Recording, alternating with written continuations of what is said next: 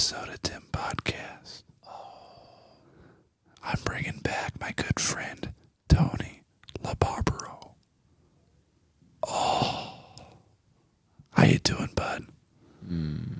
See, sometimes we have so many inside jokes and stuff that we do that is funny to us that I know is just absolutely not funny to Oh, it's anybody funny else. to everybody. I don't know. You starting the show by whispering. I don't think anyone else is going to get it. Because every time we talk, especially in these early morning, these rise and grind. The early so bird you gets can the enjoy it. worm. We say, "What's up, bud?" Oh, good morning. Good morning. Do we always do that? I don't remember if we always do that. Well, always, as in since we've been doing these the last 3 weeks. Really? Oh, Yeah, I don't remember that last week. we did it last week. We did it the first week as well. Yeah, We did. yeah. I guess you have a better memory than I do. Yeah. Would you say you have a memory of an Einstein or like a Benjamin Franklin? No, No. just no. Does your wife ever get upset with you for forgetting things? Every day of my life.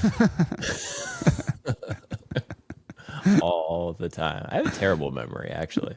I don't know if you saw my pod the other day, but this toilet paper roll has become a part of the weekly podcast video in the background because this chair that I'm sitting on creates poops. Like there's something that this chair does to me and it helps me digest things quicker. And then all of a sudden I just got a poop like out of nowhere. So I quickly had to run to the bathroom earlier this week. And speaking of forgetting things, I take a massive dump.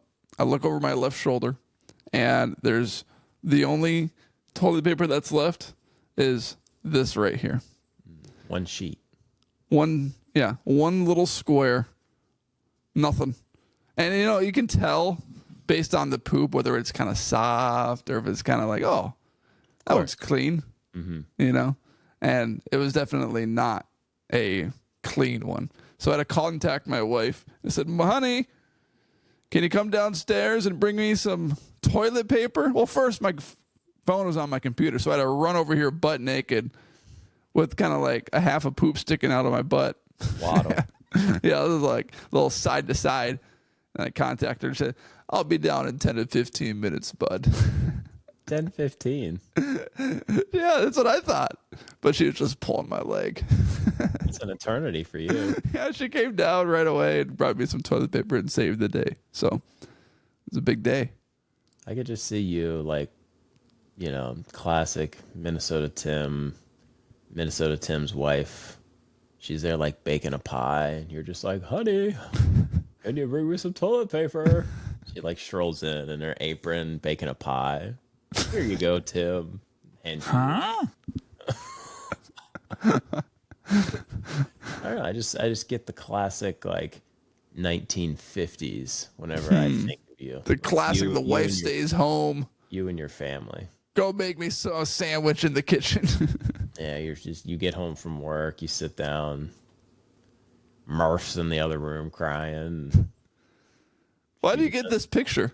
I don't know. I just picture you and your family. It's just like a classic family. A classic traditional value family. I think it's just all of Minnesota. I kind of just think of that. Yeah. Well, our family couldn't be more opposite than that. Because she works. How so? She works on Monday, Wednesday, Friday. I take care of the kids on Monday, Wednesday, Friday. And then that's why we're up early. Bird gets the worm because she has to leave in an hour. So I need to get these things done before she leaves, before I take care of our two kids. And there's just poop on the walls, poop everywhere. Classic lib. Classic lib, Minnesota Tim. That's what they say, Wife goes to work, brings home the bacon. You're just sitting there mooching off of your wife. It's the reason why I married a chiropractor. You're sitting there, kid on your teeth. I'm menstruating. Anyway. Anywho, so the Philadelphia Eagles, huh? Wow. And I don't know if you were following the Twitterverse on that day, but I would have sworn that Nick Sirianni got fired during the game. Bill Simmons comes out with a tweet just going after Nick Sirianni, saying he's going to be on my podcast in 3 weeks because he's not going to have a job. Because apparently there's a play before the end of the first half where the Eagles were up or down. I don't care. It doesn't matter. Anyway, the Eagles only had 14 seconds left on the game clock. And they only had one timeout. They went for it on 4th and 1 and didn't get it. And everyone was up in arms about that. Yeah, so they line up for a tush push. And Sirianni's an aggressive coach. I don't mind the call going for it. You have a timeout. Call the timeout, take 1, maybe 2 shots into these end I don't mind the call at all. I saw a lot of people complaining about it, and it's kind of surprising me. So he lines up for a tush push, but then he goes fake tush push. Stretch to the outside, to the left. Saquon gets stopped. Turnover on downs. It was 3-0 at that point. They had stopped the most potent offense in the NFL through 2 weeks. Scored 90-plus points. They had held up to 3 points. For the game, they only had a little over 200 yards. So the defense actually played really well. But Sirianni was doing his best to give that game away completely. There was they got stopped on 4th down.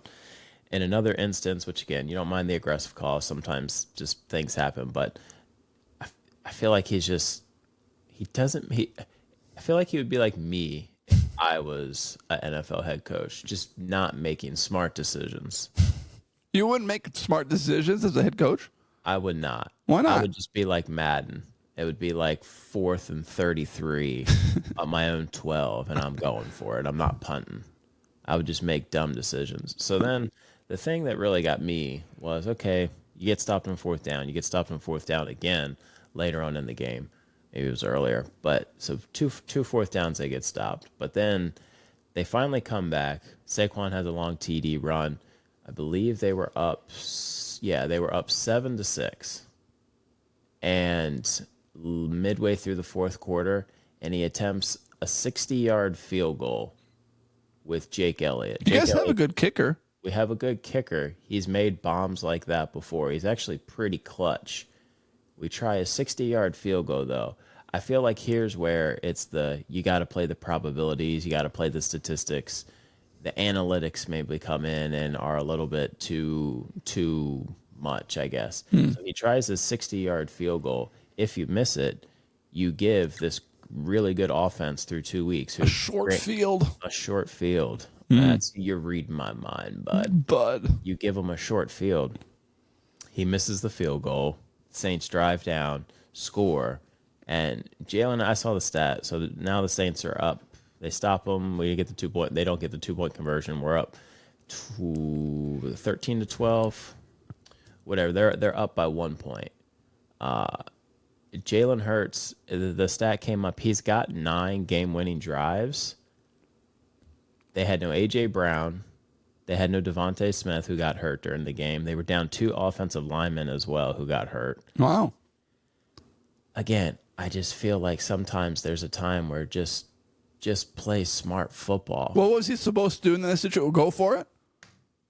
Or punt it? I would punt it. Your defense has been stopping them. You have a lead. Your defense has been controlling the game the entire game. At that point, they didn't even have 200 yards. Punt it. Rely on your defense. Try to pin them deep. Earlier on the 4th down stop at the end of the first half, you're down 3-0. Your offense doesn't have any points. Earlier in the game, they had drove down. They've been moving the ball great, but Jalen Hurts throws an interception in the end zone. And I've heard that he's got like the most turnovers since like a year or 2 ago. I believe it's 7 or 8 straight games now with an interception. Might be even longer with a turnover. He had 2 bad ones in the first half. He had an interception down in the end zone, and then they were driving again. I believe they were about like the 40-yard line, and he rolled left and just had a dumb scrambling, held the ball down here, got sacked, fumbled. Again, our defense was playing great and able to force a punt. But at the one at the end of the half, just run the tush push. Get the yard, get the first down, call a timeout, take one shot into the end zone, maybe two if you have time.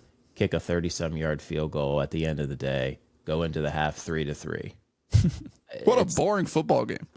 Except for a lot happened at the same time. But sometimes it's that simple. Sometimes that's all you need in order to win these football games. And I feel like he's almost trying to give these games away with how he's coaching.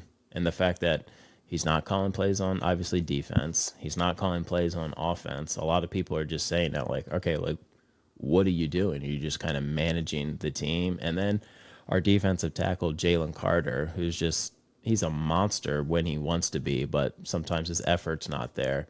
He's on the sidelines, like, yelling at fans. Coaches are trying to calm him down. Sirianni comes over and he's trying to calm him down. And just like, it's very obvious, to me at least, that there's a lot of players on his team, I think, that don't respect him, which is just, you have all these things now where it's like, all right, like, how good of a coach are you? I mean, how can you respect a guy that looks like this? Yeah, but Millie deserved it. Millie does. I was actually looking to see if I could get Millie on our pod, and we can interview her together. But apparently she died at 102 years old. I would go after Millie. We could still get her on. You think so? Go to her gravesite. We could still get her on. I wonder where that gravesite is. We could find it. Contact some loved ones. Read her obituary. I bet you. What if she was buried in Philly? Never made it home from the trip. What was worse, the botched withdrawal from Afghanistan from Joe Biden and the Kamala Harris crew, or the Minnesota Vikings withdrawal of MILLIE from Philadelphia? I'm going to go Millie. I think Millie. Man, Minnesota Vikings literally killed her. That's too bad. Anyway, so from my 2-1 Eagles to your 3-0 Vikings. Hey, there must be something, too, missing your star wide receiver and wide receiver, too, because last week, Sam Darnold did it against the Niners. This week, Jalen Hurts does it against the New Orleans Saints. And, yeah, the Minnesota Vikings are now 3-0 after completely dismantling the Houston Texans. I mean, it wasn't even close. I just don't even know what to say because I hate it when people say that. Isn't that the dumbest thing ever? I just don't even know what to say. It's like, it's a podcast. You're supposed to use your words to say something. What if that's a new bit? It's like, all right, man, the Vikings crushed the Houston Texans this past weekend. I don't even know what to say about it. And then you're just silent for 5 minutes. And then after 5 minutes, well, the defense. Yeah, I don't even know what to say about the Vikings winning anymore. So do you think that they are... I told you I don't know what to say. Okay. All right. Yeah. Leave screen. See ya. But in all seriousness, it has completely been perfection through the first 3 weeks of the season. And the skeptical part of me believes that at some point, this perfection, offensively, defensively, special teams, is going to eventually fall apart. Sam Darnold leads the NFL in touchdown passes. He's had clean pockets. And we're playing legitimate opponents, too, like Danielle Hunter and Will Anderson Jr. of the Houston Texans. It's not like we're playing scrubs. 49ers with Bosa and their crew and Fred Warner. Very good defense. Defensively, the Vikings have looked like the best defense in the NFL, only giving up 10 points per game. C.J. Stroud threw his first pick in 266 attempts in his first pass of the game. Brock Purdy the week before was confused as heck and couldn't do anything to stifle that Minnesota Vikings defense. So the question is, I'm struggling to answer or am skeptical about is, can this be consistent throughout the regular season? Is this a Case Keenum magical year, a Brett Favre 2009 magical year, or and it's all going to come crashing down next season if we bring back Sam Darnold, or is this something that's going to maintain throughout the regular season where it's just like, okay, I guess there's just something about this season, or are we going to be like the Eagles of last year where we start 10-1? And then you lose 5 of your last 6 games to finish out the regular season. I think that's the question that I'm struggling to answer right now. Or I'm not struggling to answer it right now, more so than I'm struggling to believe that this is going to be a season where just like everything goes perfectly. I think playoffs are playoffs. Playoffs? You kidding me? I think they're almost a lock for the Vikings right now. Well, that's why I'm struggling, because you got the Lions and Packers are both 2-1. You know, you lose a couple of division games and that flips pretty easily. I think the NFC North is probably the best division in football right now. It looks like it. But I'm looking at your schedule right now. So you got the Packers this week. I would say like, oh, you got another big test coming up this week, but you guys have already played. You beat the Packers. Whoa, that was close. You beat the 49ers and you beat the Texans. So you've already played 2 really good teams. Then you've got Green Bay, then you've got New York, 2 more good teams before your bye. So let's say you split those 1-1, you're 4-1 headed into your bye. And you've got the Lions, good team. After that, Rams, Colts, Jags, Titans, Bears, Cardinals, okay, good team. Atlanta, Bears again. Right, it really opens up. Yeah, you've got a solid stretch from October to mid-December there of, like, you guys should win at least 5 or 6 of those games, and then you're already at 9-10 wins. Right. Yeah, schedule opens up. It was something I was discussing early before the season even started. The difficult games the Minnesota Vikings have this season are all home games. When you look at the Niners and the Texans, which gave the Vikings a legitimate chance to win, or at least some chance to win. And the easier games to win, like the Titans and the Jaguars and the Rams, all of those games are on the road, which I think make those games a little more tricky to win. Do you think there's still like the home field advantage like there was 20, 30 years ago? Well, did you see what the Vikings did to Laramie Tunsil? I did not. Well, let me play this video for you because this is incredible. See if I can get it here. With Laramie Tunsil, the left tackle, he's had 4 false starts in the last 2 weeks, so the crowd noise is going to be a factor. A few moments later. False start. Offense, number 78. Illegal formation. Make it 3. Offense, number 78. Texans with 22 penalties this year. Stroud, 3rd and 14. There we go. Tunsil did it again. Laramie Tunsil did it again. What in the... False start. Offense, number 78. Yes. It's a 5-yard penalty. It's still 3rd down. Illegal formation. Offense, number 78. He did it again. Those penalties decline. Wow. It's 4th down. He did it again. Illegal formation. Say 78. Offense, number 78. Was not on the scrimmage. That is 5 penalties called against Laramie Tunsil. Offense, number 78. 78, there it is. It's 3rd down. Holy cow, with this left tackle for the Houston Texans, all they do is commit penalties. First and foremost, he should go up to Laramie Tunsil. And just to make sure he's okay. Not to be like, dog, all these penalties today or anything. Just, are you okay? Is everything okay? Last time I saw you, you were shutting everybody down. But now, Laramie Tunsil had 6 penalties called against him today, and 5 were accepted. I mean, Pete and I have called games together for a long time. Can't say we've ever seen that. Laramie Tunsil's good too. He just signed a 3-year contract worth $75 million. He's not even doing this against a bunch of bums. Did you make that video? No. That was good. Yeah, I wish I did. The second penalty, the ref even shook his head too. Well, they went from a 3rd and 4 to a 3rd and 19 because of the false start penalties. Wow. 3 straight false start penalties that the ref was like, still 3rd down. I think so. Speaking on that, I think there's maybe a handful of places that are still like a true home field advantage. Yeah. Like even with the Eagles and Saints game, there were a lot of Eagle fans down in New Orleans. Like on the Saquon Barkley TD run, like it sounded like a home game. They were, as soon as he broke free into the open field, you could just hear the crowd like start to build up cheering.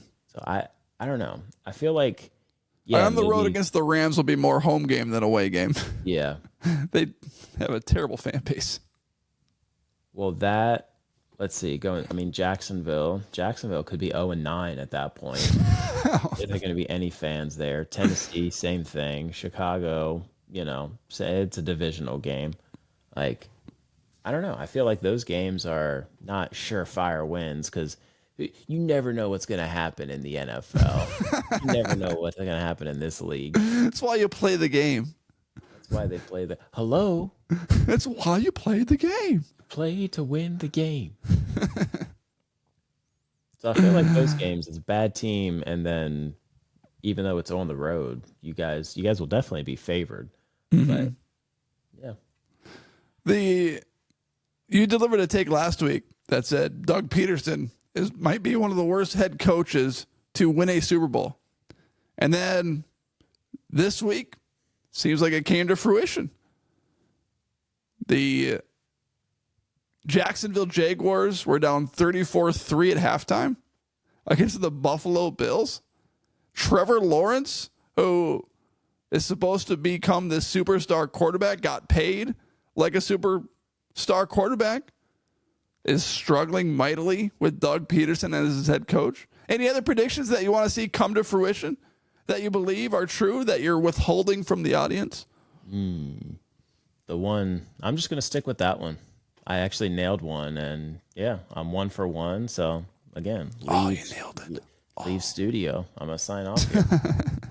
No, I don't know. You're putting me on the spot. We didn't go over that in our pre-show rundown. In our pregame. No, that was just an abysmal. There's no bulletin board material. I didn't give the Jags any bulletin board material there. I saw that he was non-committal on Trevor Lawrence as a starter moving forward, which it just seems like that's a mess. But I don't know. I think my prediction, my hot take for the week is going to be, I'm going to say that the Vikings are guaranteed to make the playoffs this year. Even in the toughest division, I think your schedule is favorable. I think Sam Darnold, he'll come back down to earth a little bit. How do you not? Yeah, but your defense is high flying. You have a good run game. Like, that is perfect for a Sam Darnold led team or Sam Darnold led offense. Our defense is high flying like an eagle. Caw.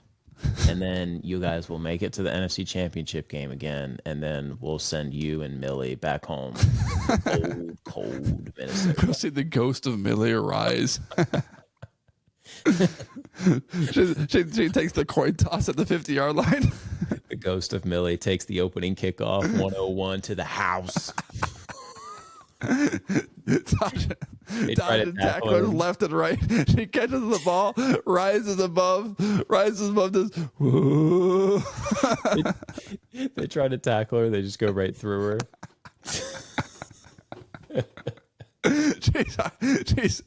She's high stepping into the end zone like Deion Sanders. But she doesn't have legs. She just has a ghost tail. Oh man! The ghost of Millie runs a 4.42 backwards. She plays both sides of the ball, offense and defense. Doesn't get tired out there. How does she do it? She's like Travis Hunter ahead of his time. Jalen Hurts comes over and slams the Microsoft tablet because he can't read where Millie is in the secondary. She came out of nowhere, literally. I didn't see her.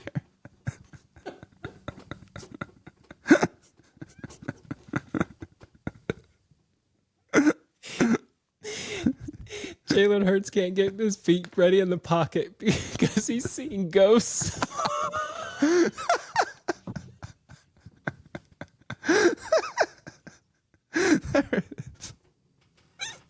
With no regard for human life.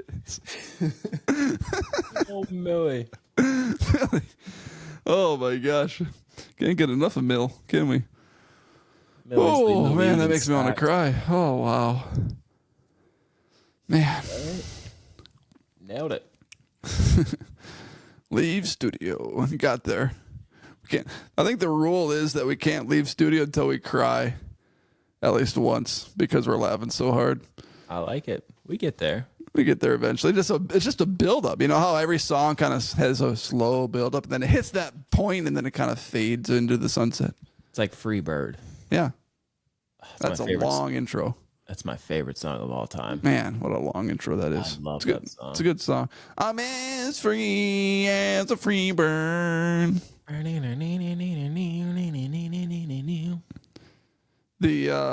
was gonna say something. Oh yeah, I was delivering a take on Sam Darnold the other day, this morning at 4:30 in the morning because the bird gets the worm, and I was saying that Sam Darnold right now is on his first date with the Minnesota Vikings, and he hasn't revealed his true self. You know, on my first date with my wife, I was very gentlemanlike, which I still love the chivalry. Open up the door, hold hands, that kind of thing. What did he say? Said, of course. Yeah, of course. Get a little, morning. Easy. Easy. Now. Oh, whoa. All right. So who you voting for? So, Sam Darnold is in that first date phase. Okay. You know, he's going to the bathroom to let a fart. He's opening up the door, opening up the car door. Is there going to be a time when he reveals himself to be his true self for the Minnesota Vikings this season? It's my biggest fear. We'll see what happens.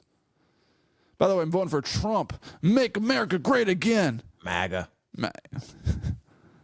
So I feel like, again, looking at your schedule, Green Bay and then the Jets these next 2 weeks. Yeah. Those are both very winnable, even if Jordan Love's back for the Packers, which I know we talked about this. I brought this up a couple weeks ago. So when the Vikings suck, how much joy do you get? Like, When the Packers suck, how much joy do I get from watching the Packers suck? Well, like, no, Is that where because you're you going? answered that. I know the answer to that. But, like, I look forward to Cowboys games when the Eagles suck because I want them to lose so bad. Like, I am pulling for whatever team that they are playing against, especially when the Eagles are bad. Right. Like, at the end of last year when the Eagles were melting down, it was just every week. I was like, come on, whatever team Cowboys are playing. And then when the Packers destroyed the Cowboys in the playoffs last year, I kept telling people that was the best Eagles game that I watched all year, was the Packers defeating the Cowboys. Yeah. I don't really know where I was going with that. I guess I hadn't really figured that out how to answer I think that. you're asking me if I get joy in watching the Packers lose. It was. I'm trying to think of like a step beyond that because I know that you do. I don't know. I'll workshop that. You'll workshop it. Take it to your workshop and see what you can see what you can make out of that wood. You can cut that part of the episode like you did with my comment a couple weeks ago. Well, I was just trying to save you, but this is a part of the episode. Nah, you can leave it. Yeah, I'll leave it for sure. I wasn't going to touch that. There's some. What's Phil? That's Phil. What's Phil? Remember you? Will Sam Darnold come back down to earth? Sorry, I took a just bad detour there. No, it's good. I was just going to ask you. Remember when you played Another One Bites the Dust when a host found out that they were getting fired? Yeah, that was not good. Not One of my good. favorite Tony Labarbro moments ever Not great. So of 1220 Productions. will Sam Darnold come back down to earth? I think you all will split Packers Jets. I think he'll still play well. And then, like I said, your schedule is so favorable. I think it's just, hey, Sam, don't go out there and lose the game for us. Yeah. I think that's all that he needs to do. I think he's in a perfect situation with He how is. the Giants have been playing right now with good defense, good run game. Right. There's so many questions that need to be answered. Like, is Sam Darnold going to come back to earth? And if he doesn't come back to earth, should the Minnesota Vikings explore a contract extension for Sam Darnold? Because at the end of the day, J.J. McCarthy still hasn't taken a single NFL regular season rep for the Minnesota Vikings. And he won't until at least the beginning of next year. So you're kind of in that position where you need to figure out, like, okay, do we want to invest and give Sam Darnold a 2-year extension right now? Or do you feel comfortable starting J.J. McCarthy week 1 next year? Especially if you have a successful season like the Vikings are having. You know, it's easy if the Vikings are like 0-3. You ditch Sam Darnold. You bring in J.J. McCarthy. You start that new foundation or whatever. But you're 3-0. You get rid of Sam Darnold and J.J. McCarthy stinks next year. And then it's like, why didn't we bring back Sam Darnold? So it's a tough situation the Vikings are in right now because of the performance Sam Darnold has put together, and maybe the pieces will, come together a little bit more mid-season when there's a little bit more tape on them, when there's a little bit more game tape on them. More game film to review. I don't know. Is it really that difficult though? Because if you have, let's say Darnold plays well the rest of this year, you guys make the playoffs, maybe we even win a playoff game, something like that. So you bring him back. I feel like J.J. McCarthy is the perfect guy to sit a year or two anyway. Yeah. Like he didn't throw for 4,000 yards. He didn't like light it up in college. Right. So having that guy where you can come and sit a year or two would be perfect. Kind of like a Jordan Love situation where, I mean, obviously he had Aaron Rodgers in front of him, but he sits for 3 years, comes out and then plays, pretty well, like you said, towards the end of last year and then at the beginning of this year. So, let's say Sam Darnold plays well the rest of this year, gets you to the playoffs, you re-sign him to a contract extension, and then let's say he reverts back to Jets, Panthers, Sam Darnold, and you just bring in J.J. McCarthy. Yeah, well, that's true. I guess maybe it's not as complicated as I was making it. Yeah, I just think it's a win-win for you all. If you have found a quarterback where you can let your rookie soak in all the information. Get established. Yeah, exactly. For even a year or two. I know, GMs don't do that. They don't do that much these days. They're on the hot seat always. They want to play these guys, but It's true. Worst case scenario, if Darnold isn't, this year's Darnold, then put the rook in. But yeah, it's not a bad idea. It's not as complicated as I was making it. It's not as complicated as when I tried to ask if you enjoy the Packers losing. You're not wrong there, bud. Do you have anything else that you want to talk about? No, I think we hit it all. I had a couple other biggest surprises here, but we can wait till next week. Oh, okay. I know you got a hard out here. Can you give me 2 minutes? Remember when he just stopped talking? Like during this episode? No, he didn't know what to say, so he just stopped. He just didn't say anything. Who? Larry Mize. Oh, I brought this up like 2 weeks ago, and you just didn't go with it. Well, what if Larry Mize and the ghost of Millie are enjoying? Never mind. Larry Mize, he's not dead yet, is he? He's still alive and well. Didn't he play in last year's Masters at 98 years old? Oh, I think it was his last, or maybe a couple years ago. Yeah, I don't think he played in last year's Masters. I was just fiddling with you, bud. I was just fiddling with you. Cradle him. No, I think we've hit it all in Minnesota too. 82 years old, Larry Mize. And then he was supposed to do this show. And then he just he sent his equipment back to Sirius XM. It's like, hey, I'm not doing it. It was that day. I had already sent him a rundown. I was expecting him to connect in 20 minutes. He's like, yeah, I'm done. All right. Guess we'll put something else on. Guess we'll put Inside the Ropes with Carl and Dennis Paulson. Replay something else. Wedge Week. What's that? Oh man, what was the fart one? Memphis? No, not walking to Memphis. Didn't he have like when he did your walking 18? Didn't he have a fart one? What was your funny walking 18 intro? I thought you created a funny walking 18 intro for Inside the Ropes. When it was you did the whole walking 18 thing, and then there was a chorus that something about in the wind, and then you played like a fart sound effect. You don't remember that? Nah. The fart one was something I produced for just you and me. I don't think I put that on air. Oh, okay. Come on. Sometimes. All right, everyone. Thank you for listening to the Ghost of Millie with Tony and I. That's another one. I love your intros for your headlines for your podcast and how you decide which words to capitalize. Yeah. It's always like Sam Darnold, perfect for the Minnesota Vikings. Aaron Jones loves Minnesota. It's supposed to be more so. Aaron Jones loves playing for the Minnesota Vikings. Oh, right. Yeah, we got there. You got there, What's bud. up?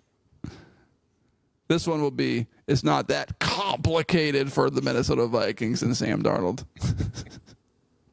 I thought it would be the Ghost of Millie rises from above. Oh, we could do that one too. Should I do that one?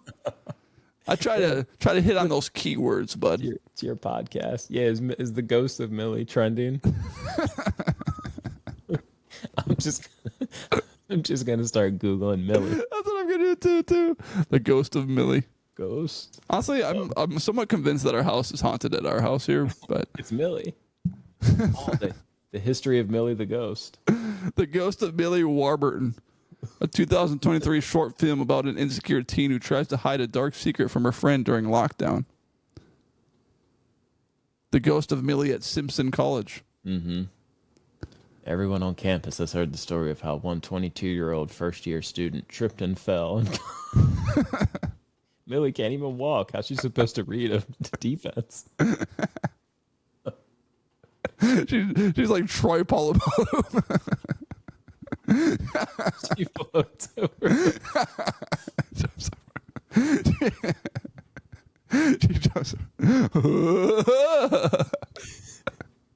She floats and gets the ball, one-handed interception. And then Romo's up in the box. Head and shoulders. Romo's up in the announce booth. Wow, Jim, it's like she's floating down there. The commercial comes on and she's in the shower, Millie, and she's putting Head and Shoulders on her hair. She puts Head and Shoulders on her tail. Huh? Her ghost tail. Oh yeah, totally. So she runs a 4.240. Oh man, the Ghost of Millie rises again. Everyone, thank you for this, Tony. As always, thank you.